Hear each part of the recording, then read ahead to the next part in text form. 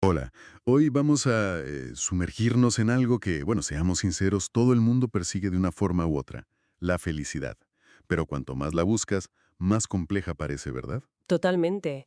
Es ese gran objetivo vital para muchísima gente, pero definirlo, ahí empiezan los problemas.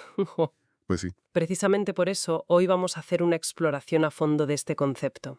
Usaremos como guía un recurso muy completo, el artículo de Wikipedia sobre la felicidad, que la verdad es que reúne muchísima información de distintas áreas. Exacto. La idea es extraer lo esencial de esa información tan vasta. Queremos entender un poco mejor qué podría ser la felicidad, si es que se puede medir de alguna forma, qué parece causarla y qué efectos tiene. Mm. Incluso nos asomaremos a ver si puede tener un lado, bueno, no tan bueno, y cómo diferentes culturas o filosofías la han entendido a lo largo del tiempo. Eso es. Empecemos por lo básico, aunque ya vemos que no es tan básico. ¿De qué hablamos cuando hablamos de felicidad? Pues esa es la primera gran cuestión, sí. La verdad es que no hay un consenso único. A ver, a grandes rasgos el debate se mueve entre dos ideas principales, digamos. Ajá, Por un lado está la felicidad como una experiencia emocional del momento. Sentir placer, alegría, contento, aquí y ahora.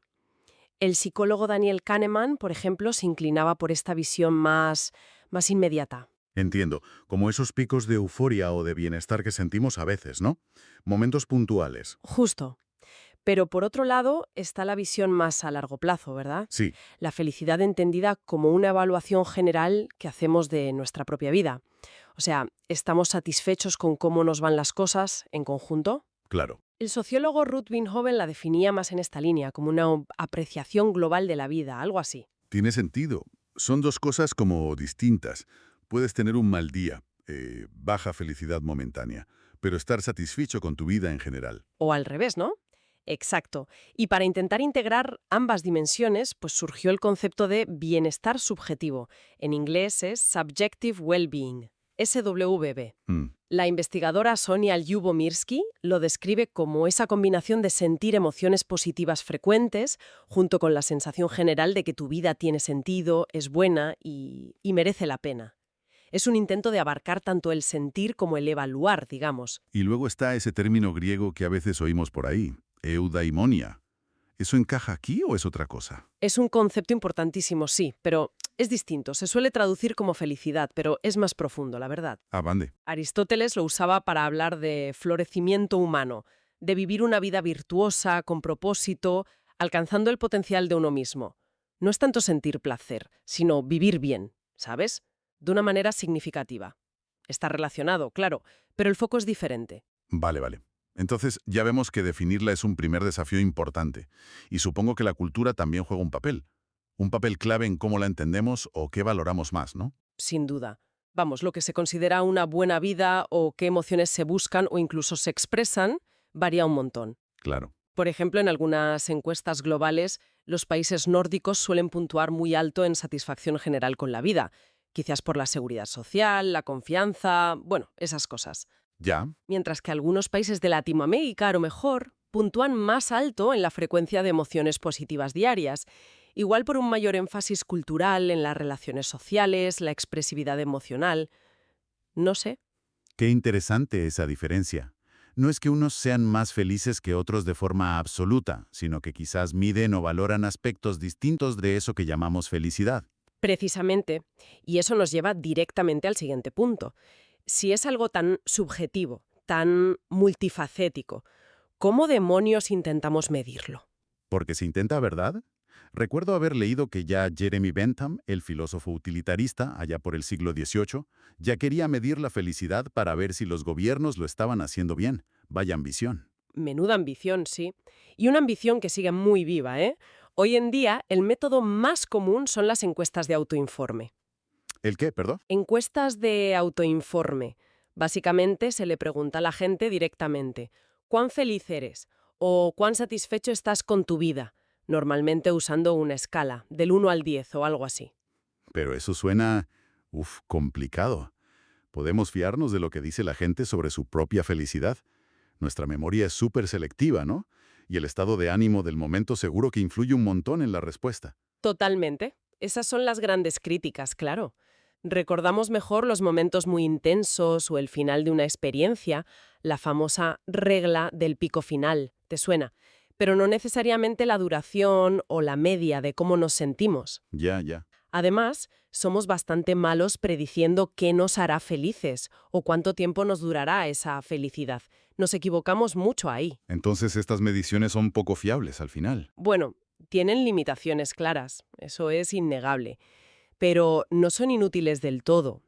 A pesar de los problemas, los investigadores, y sobre todo los que llaman economistas de la felicidad, las usan, Ajá. porque a gran escala sí parecen correlacionarse con otros indicadores observables de bienestar, como la salud, la longevidad o incluso la actividad cerebral en ciertas áreas. Ah, vale. Y existen varias escalas estandarizadas para intentar minimizar un poco los sesgos, como la escala de satisfacción con la vida, SWLS, o el método de la escalera de Cantril.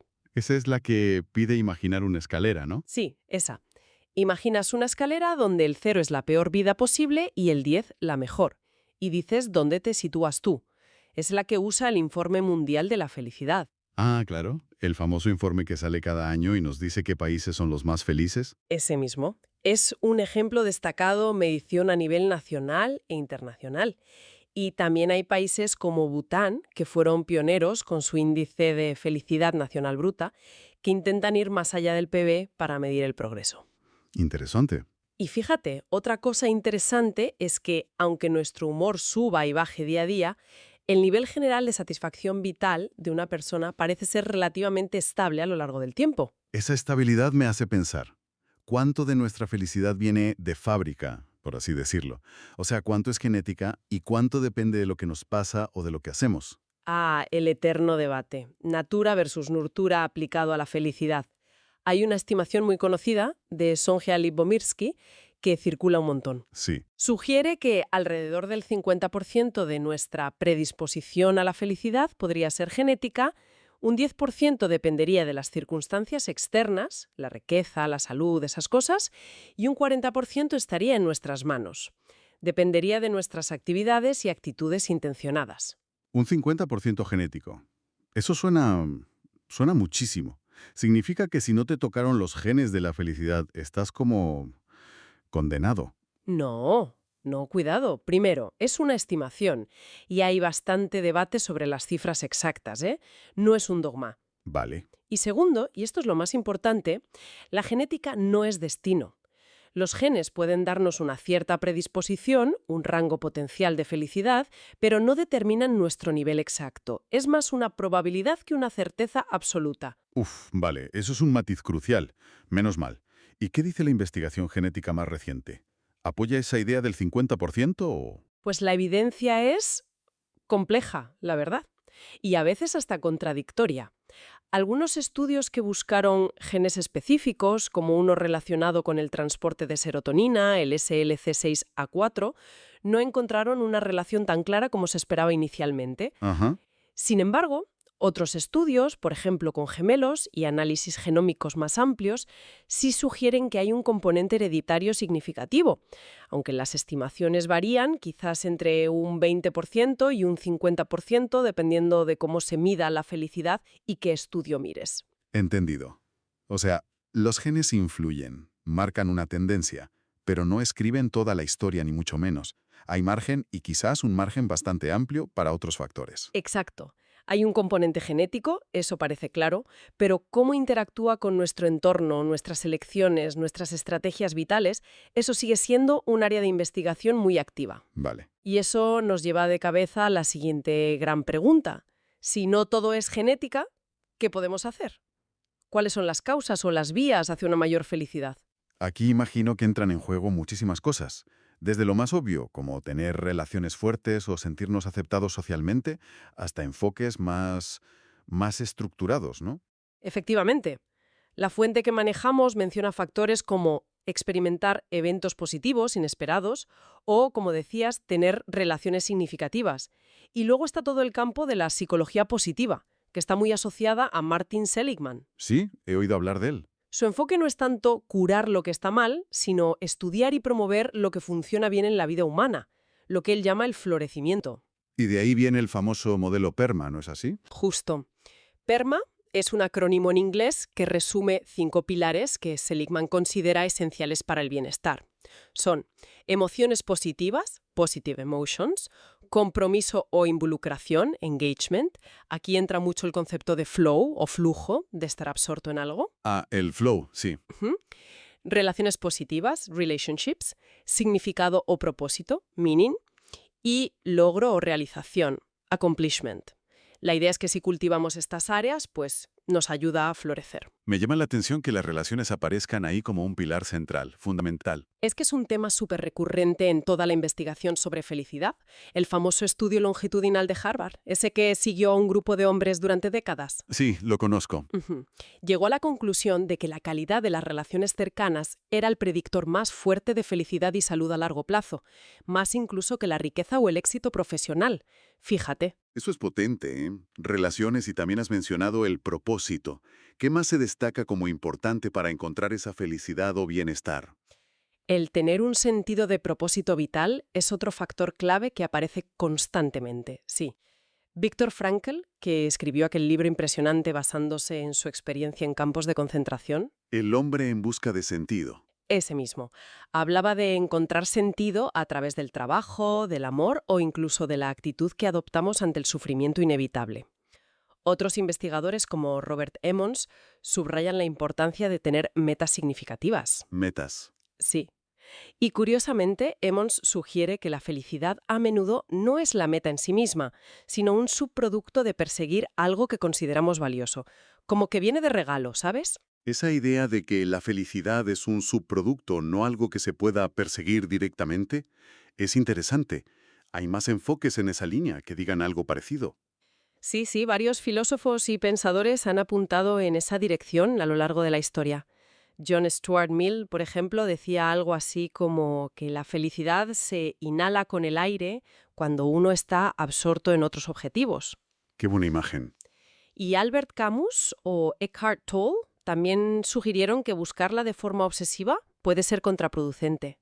Parece que hay una paradoja ahí. Cuanto más la persigues, más se escapa. Suena a que quizás centrarse en vivir una vida plena, con conexiones, con significado, con retos, podría ser una ruta más efectiva que obsesionarse con ser feliz a cada instante. Podría ser, sí.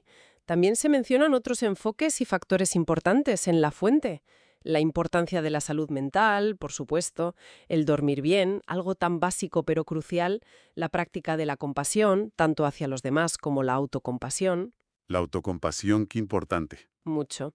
Incluso se habla de herramientas más clínicas como la terapia cognitivo-conductual, la TCC. Claro, la TCC entiendo que se basa en la idea de que nuestros pensamientos influyen muchísimo en nuestras emociones, ¿no? Exactamente.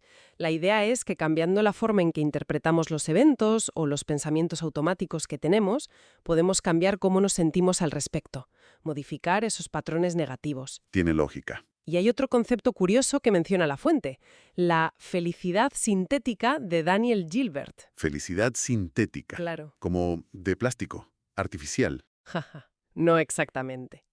Se refiere a la felicidad que somos capaces de fabricar internamente cuando las cosas no salen como queríamos.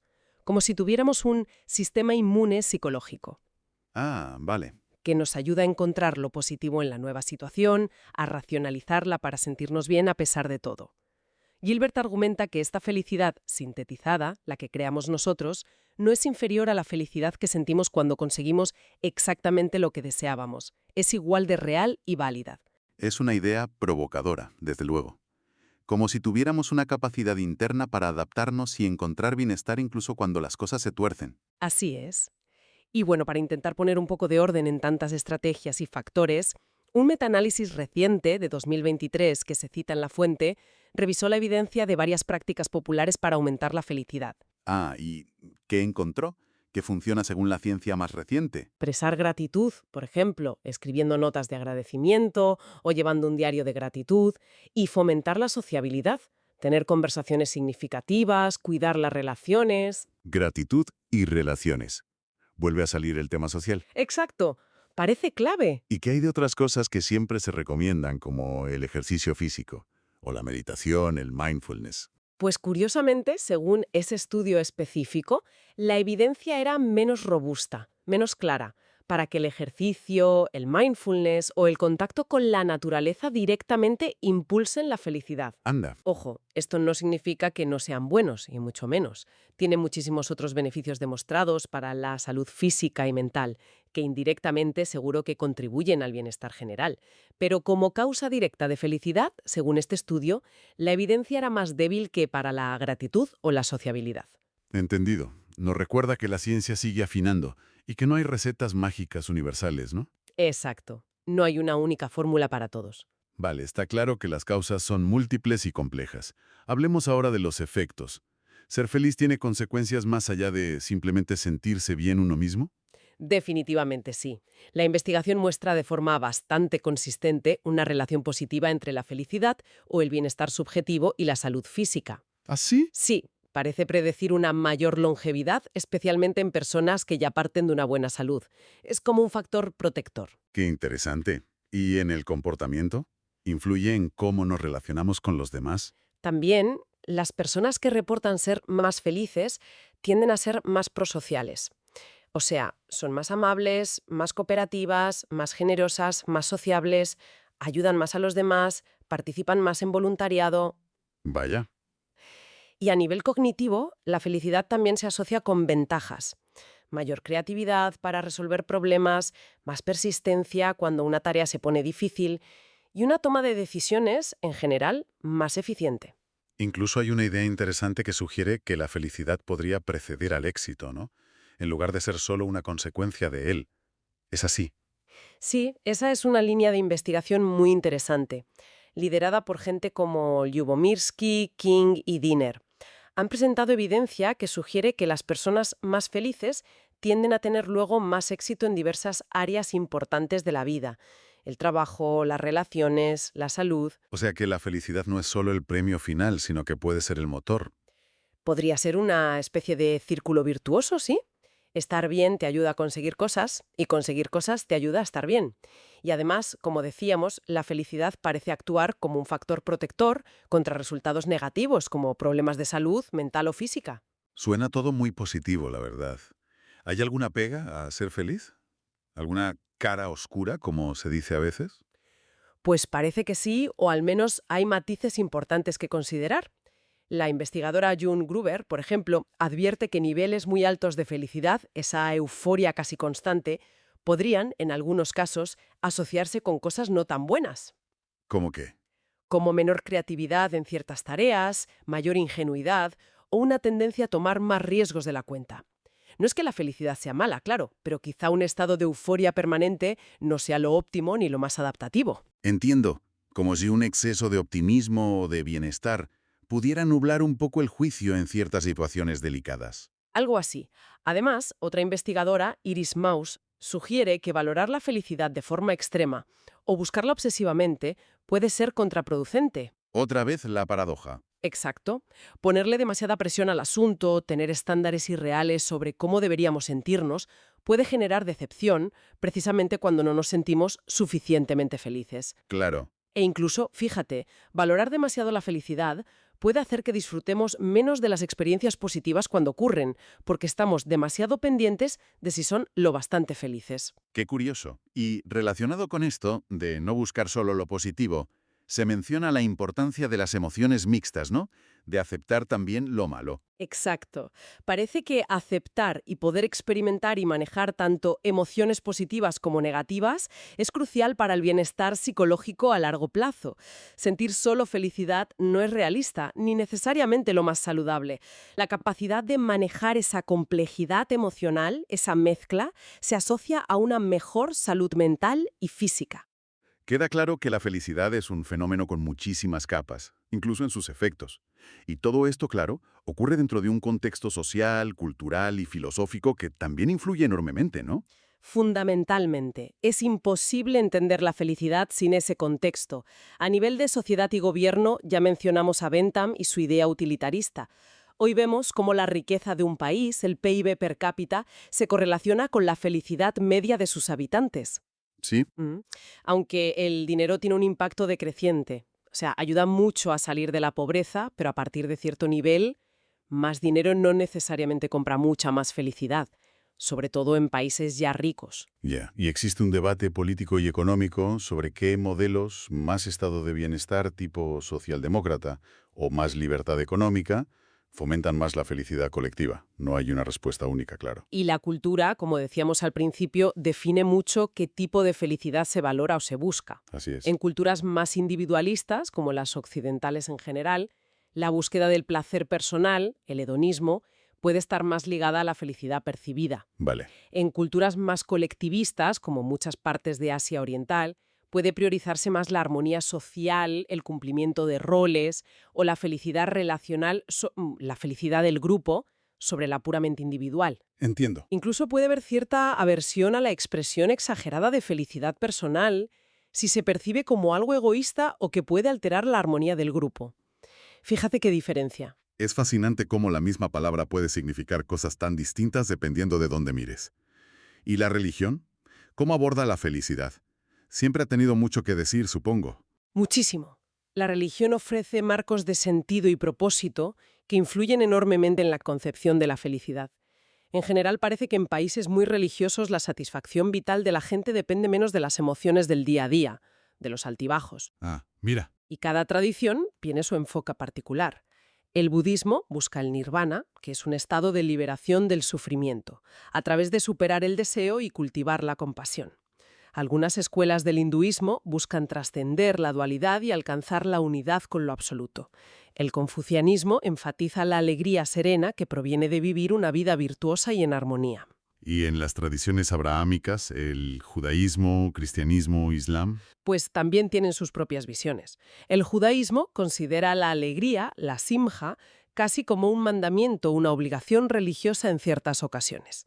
El cristianismo, con figuras clave como Tomás de Aquino, sitúa la felicidad perfecta y última no tanto en esta vida, sino en la contemplación de Dios en la otra vida, la visión beatífica. Vale. Islam, con grandes pensadores como Al-Ghazali, que escribió La alquimia de la felicidad, también ofrece caminos hacia una felicidad espiritual profunda, basada en el conocimiento y el amor a Dios. Y finalmente, para terminar este recorrido por los contextos, la filosofía occidental ha dedicado, ríos de tinta a esto de la felicidad.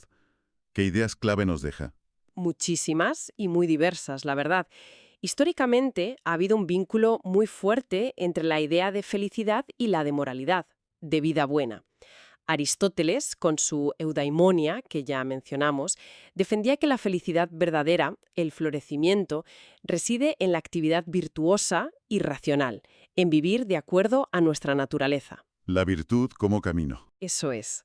Luego, el utilitarismo, con Bentham y Mill, dio un giro y propuso maximizar la felicidad entendida más como placer y ausencia de dolor, del mayor número posible de personas, como el principio ético fundamental. La mayor felicidad para el mayor número. Aunque no todos los filósofos estuvieron de acuerdo con ese enfoque utilitarista, ¿verdad? No, desde luego. Hubo críticas importantes. Filósofos como Nietzsche, por ejemplo, criticaron duramente lo que él veía como una búsqueda un poco superficial y conformista del placer y la comodidad.